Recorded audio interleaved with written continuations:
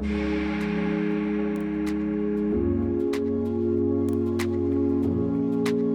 had a really hard time sleeping a few nights ago. I had gone to bed and then I woke up and I slept for another half hour and then I woke up and then I slept for another half hour and then I woke up. Finally, about 2:30, 3 o'clock in the morning, I gave up and sat up in bed and just decided to do something different than just laying there, waking up every half hour. And as I was sitting there, I listened to my husband's breathing, the lazy in and out, the calm rise and fall as his body regenerated and recouped from the day, as it healed from all of the activity that he had put it through. His brain got to release and shift. I'll admit I was a little bit jealous watching him just sleep so soundly and comfortably while I was so wide awake. My brain was processing and my stomach wasn't really thrilled. It's kind of different watching somebody breathe and sleep. I used to watch my kids do it. And as a mom, there was this part in my heart that was just like, yeah, that's my kid. And they're at peace and they're safe. We lived through another day, all is well. And watching my partner sleep, it was like, yeah, I'm really glad that he's got that, even though I'm a little sad that I'm not enjoying it. Eventually I shifted over, and instead of watching him so much, I started to kind of match my breathing a little bit. And I paid attention to the ins and outs, pun intended, of my breathing. And I just focused on that for a little bit. Breathe in and then breathe out. I gave myself that moment. And then my brain moved to like breathing in general. My stomach was not happy. And if it was shifting or moving and a little uncomfortable, I might hold my breath because it didn't feel great. And then when it settled down, I'd relax and I'd be like, okay, everything's good. And I thought, when else do we hold our breath?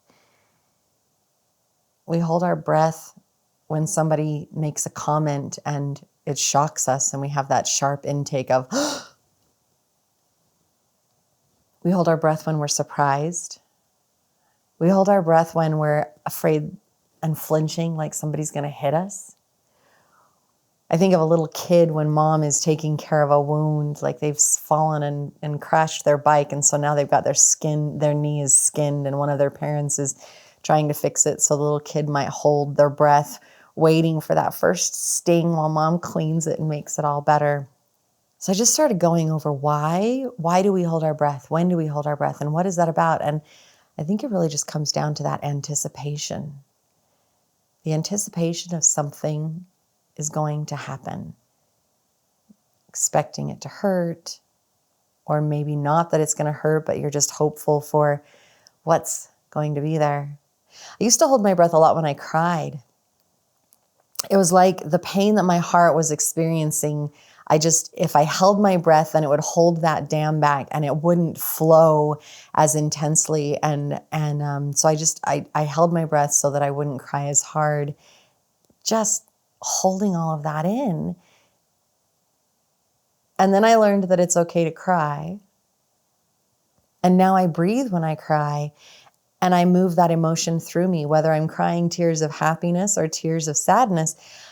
I remind myself to breathe when I need to release that. In dreamless sleep, we don't really hold our breath. The subconscious rhythm in and out is largely this smooth and easy, gentle motion. We're completely at peace. We're safe. We're in our own room, in our own little cocoon, and protected. We know the space that we're sleeping in, and therefore we're better able to rest. That's why we don't sleep as well when we're in a new space, because we don't know it and our body needs to get used to it. So our sleeping might be a little more shallow, a little more challenged because there's a funky sound going on around us. that we're not quite used to. We might wake up with a start, an intake of breath, trying to understand or hear, what was that? Is it there again? We held our breath during a terror flick. We're watching one of those horror flicks and we just have to hold our breath for what's coming around the corner. During wakeful times, I think that it's largely reactionary.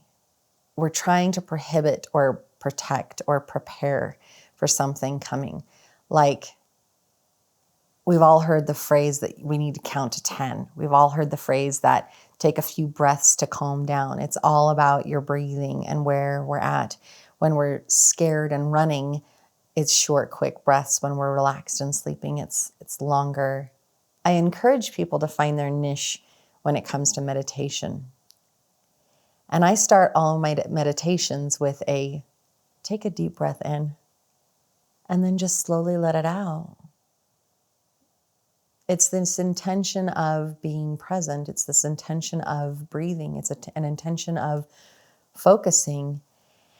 If we take a minute to connect with our breath, it takes us out of a reactionary phase and into a very positive and active phase. So we get to say, yes, I'm doing this intentionally. When we breathe and we're crying, we get to move the motion through. When a woman is giving birth, the doctors say, breathe.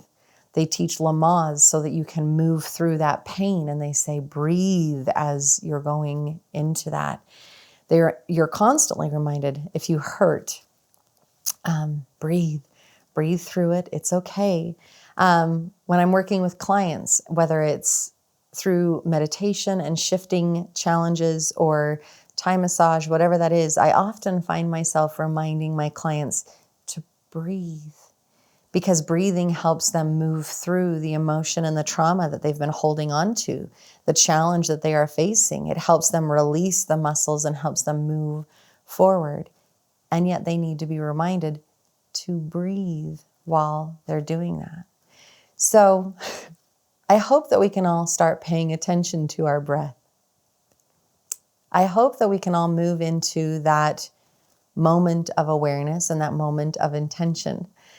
Just taking a moment. If you notice that you are holding your breath, maybe stop and ask yourself, why am I holding it right now?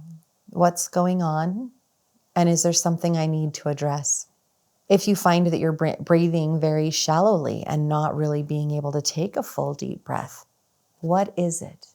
Is there something going on that you need to take a pause? Take a deep breath down into the belly. I've had people tell me they